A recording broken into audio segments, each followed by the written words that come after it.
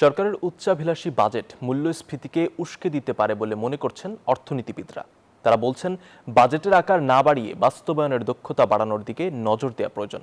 তাদের মতে বিপুল অঙ্কের ব্যয় মেটাতে অর্থ সংস্থান বড় চ্যালেঞ্জ হয়ে দাঁড়াতে পারে আগামী অর্থ বছরে। এতে হোঁচট খেতে পারে সরকারের ঋণ নির্ভরতা থেকে বেরিয়ে আসার স্বপ্ন। হোসাইন শাহাদাতের রিপোর্টে থাকছে বিস্তারিত। দেশের অর্থনীতিতে চলছে ঘুরে দাঁড়ানোর সংগ্রাম। এমন কঠিন সময়েও আগামী এক বছরে 9,30,000 কোটি টাকা ব্যয়ের পরিকল্পনা করছে সরকার। একদিকে জনপ্রত্যাশা পূরণের চাপ, অন্যদিকে উন্নয়নে গতি ফিরিয়ে বিনিয়োগ ও কর্মসংস্থান বৃদ্ধির লক্ষ্য, যার মাধ্যমে অর্থনীতিকে উচ্চ প্রবৃদ্ধির ধারায় ফেরাতে চায় সরকার। কিন্তু অর্থনীতিবিদরা বলছেন, বড় অঙ্কের বাজেট মূল্যস্ফীতিকে উস্কে দিতে পারে আরেক দফা। বাজেট 8 লাখ থেকে 9 লাখ কোটি টাকা মানে হলো, যদি সেটা বাস্তবায়ন করা যায় তাহলে কিন্তু 1 লক্ষ কোটি টাকার উপরে মার্কেটে পাম্পিং হবে, এবং সেটা কিন্তু হাই ইনফ্লেশনের সময় আপনি যদি যেখানে একেবারে না বাড়ালেই নয়, এরকম জায়গায় আমরা খুব ভাবনা চিন্তার মাধ্যমে বাড়ানোর বিষয়টা ডিসাইড না করি, তাহলে কিন্তু খামাখাই অপ্রয়োজনীয়ভাবে বেড়ে ওই যে ইনফ্লেশনের যুদ্ধটা হয়তো একটা নির্দিষ্ট গ্রুপের কষ্ট লাঘব হবে, কিন্তু সার্বিকভাবে ইনফ্লেশন কমবে না।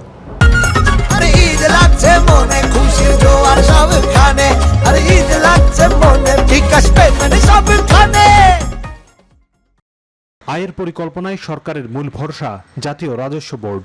এনবিআর এর ঘাড়ে 6 লাখ কোটি টাকার বেশি আদায়ের লক্ষ্য দেয়া হতে পারে, যা চলতি অর্থ বছরের চেয়ে 1 লাখ কোটি টাকা বেশি। সব মিলে 6,95,000 কোটি টাকা রাজস্ব আদায়ের লক্ষ্যমাত্রা নির্ধারণ করতে যাচ্ছে সরকার। বিশ্লেষকরা বলছেন, বিদ্যমান সক্ষমতার তুলনায় যা অনেক বেশি। বাংলাদেশের যে ফিস্কাল সেক্টরে যে ফ্র্যাকচারটা, অর্থাৎ মাত্র 7% tax to GDP, you don't have enough money, এবং ফাইন্যান্সিয়াল সেক্টরে যে ফ্র্যাকচারটা, অর্থাৎ আপনার 5.5 লক্ষ কোটি টাকার এনপিএল, এই দুইটা ফ্র্যাকচারকে অর্থনৈতিক সংস্কারের মাধ্যমে অ্যাড্রেস করা হওয়া উচিত আপনার নাম্বার 1 ইকোনমিক প্রায়োরিটি।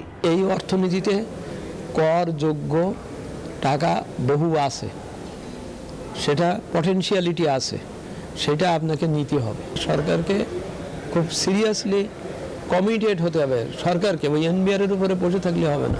অর্থনীতিবিদরা বলছেন, রাজস্ব বোর্ডের বড় সংস্কার ছাড়া সরকারের আয়ের লক্ষ্য পূরণ সম্ভব হবে না। ফলে আগামী অর্থ বছরে ঋণ নির্ভরতা থেকে বেরিয়ে আসার যে লক্ষ্য ঠিক করেছে সরকার, তা অধরাই রয়ে যেতে পারে। 2020 অর্থ বছর থেকে 2025 অর্থ বছরে লোন রিপেমেন্ট অব্লিগেশন 228% বেড়ে গেছে।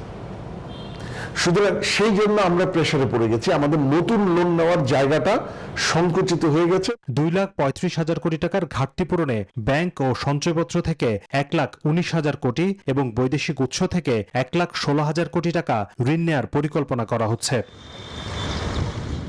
হোসাইন শাহাদাত, নিউজ 24, ঢাকা।